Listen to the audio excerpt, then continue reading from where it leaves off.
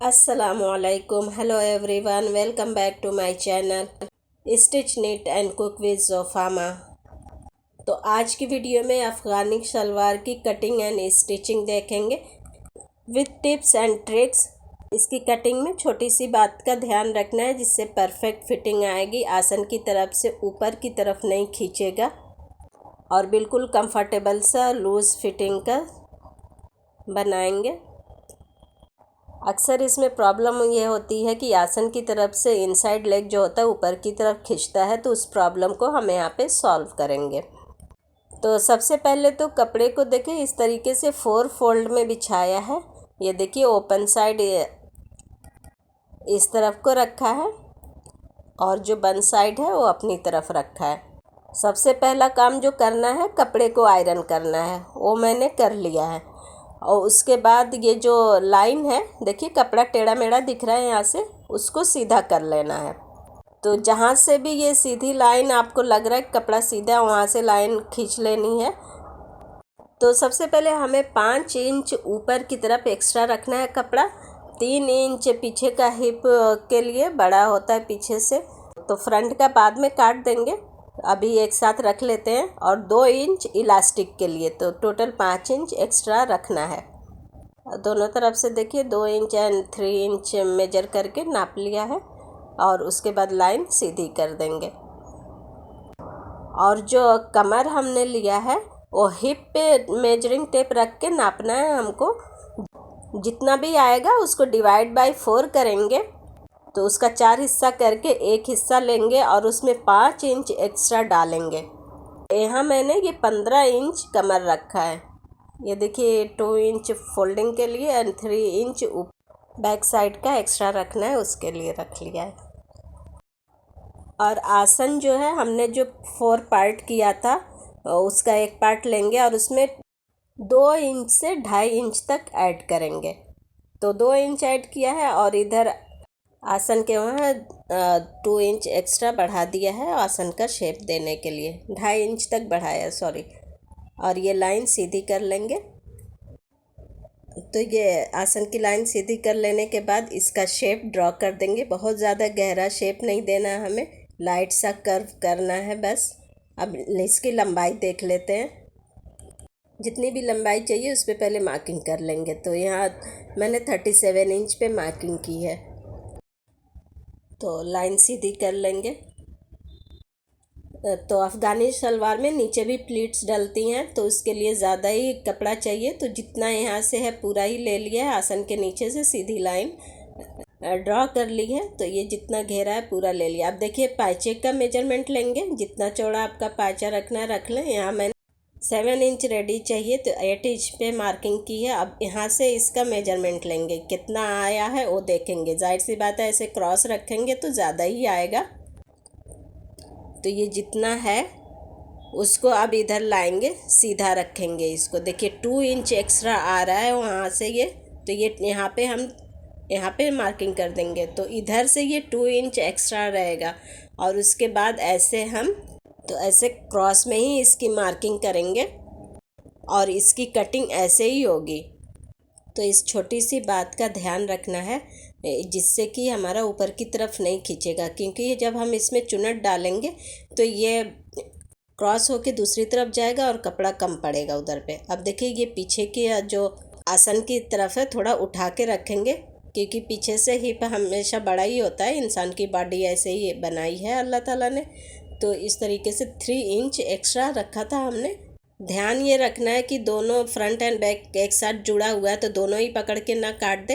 ये एक एक पकड़ना है दोनों कपड़े की तरफ से। देखिए ऐसे खोल के रखा है मैंने, और एक तरफ से ये डाउन रहेगा और एक तरफ से उठा हुआ रहेगा। तो दोनों पीस कपड़े का पकड़ के रखना है और काटना है। एक ही लेग में दोनों ना कट जाए, ये इस बात का ध्यान रखना है। तो ये यहाँ पे हमारी कटिंग हो चुकी है, बस इतनी सी कटिंग थी। और देखिए ये फ्रंट का ऐसे 3 इंच नीचे रहेगा और बैक का ऊपर रहेगा। तो हमारी कटिंग तो हो चुकी है। अब चलते हैं इसकी स्टिचिंग की तरफ। सबसे पहले इसके पाइचे की तैयारी कर लेते हैं। तो ये इसका टॉप का पीस है, तो उसमें से पाइचा बनाया है।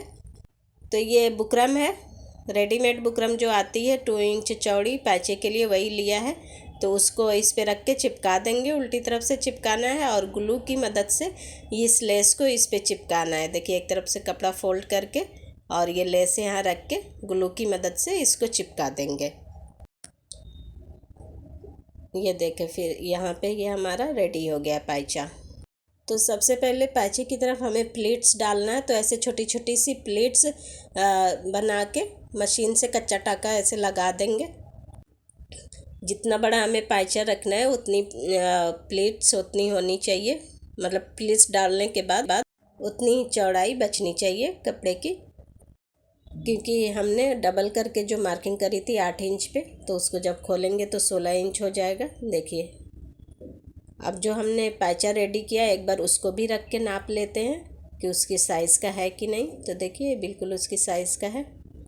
अब देखिए ये जो हमने पाइचा रेडी किया है नीचे, उसको ऐसे रखेंगे, राइट साइड जो है उसके बैक साइड के साथ मिला के रखेंगे और फिर इस यहाँ पे जो बुकरम की साइड है उसमें सिलाई लगाएंगे। बुकरम से बिल्कुल लग के नहीं लगाएंगे, थोड़ी सी जगह छोड़नी है, मतलब कि जितना चौड़ा बुकरम है, बुकरम की जितनी थिकनेस है उतनी दूरी पे सिलाई लगानी है, थोड़ी सी जगह छोड़ के।